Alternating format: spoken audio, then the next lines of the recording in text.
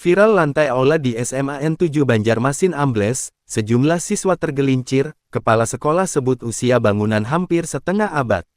Lantai gedung aula di SMA Negeri 7 Banjarmasin mengalami ambles, Senin tanggal 9 September tahun 2024 siang. Dari video beredar, ambrolnya lantai aula SMAN 7 Banjarmasin mengakibatkan sejumlah siswa tercebur ke bagian bawah aula yang merupakan tanah rawa. Dalam video tampak sebagi lantai ambles hingga terlihat bagian bawah berupa air. Pantauan di lapangan, kini area aula SMAN 7 Banjarmasin sudah ditutup dan dipasangi garis polisi. Melansir Banjarmasin Post, insiden ini diduga akibat usia gedung yang sudah tua.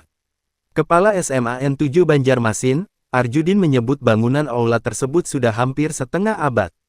Aula ini sudah tua, mungkin hampir 50 tahun, katanya.